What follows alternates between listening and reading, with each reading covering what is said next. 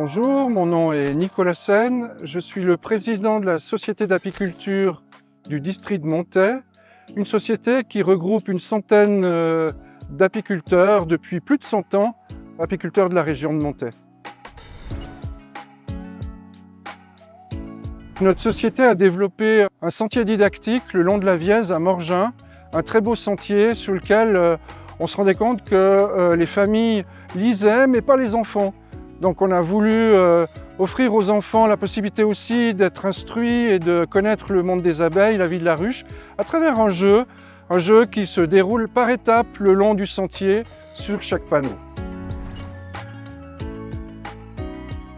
Cette petite idée de jeu digital le long du parcours du sentier a vraiment pollinisé nos esprits et bien, nous sommes allés à la recherche d'une entreprise capable de le faire.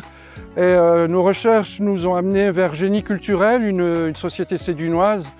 Et vraiment, nous avons été enchantés de leur travail. Et aussi, c'est un peu ce qui nous a décidé, enchantés que ce soit une société valaisanne qui fasse le travail.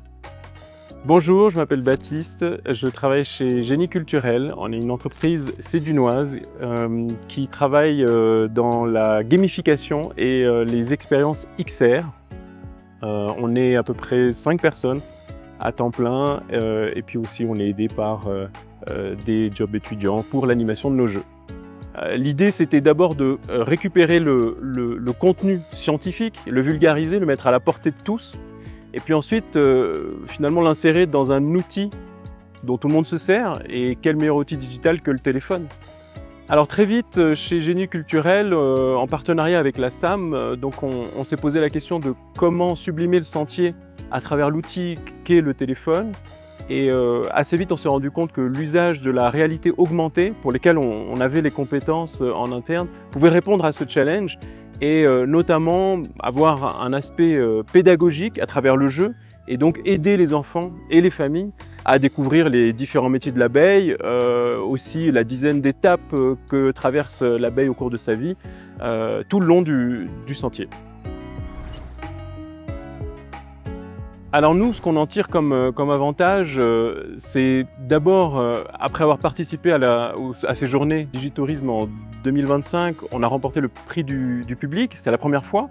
Et ça a renforcé notre confiance sur ce type de projet en réalité augmentée. On se dote d'une très bonne référence, un très joli projet. Et puis on espère bien sûr que les familles et le jeune public va adhérer à la découverte du sentier à travers cette application. Donc après cette réussite et cette excellente nouvelle, eh bien, nous on se réjouit surtout de voir le public le long de ce sentier.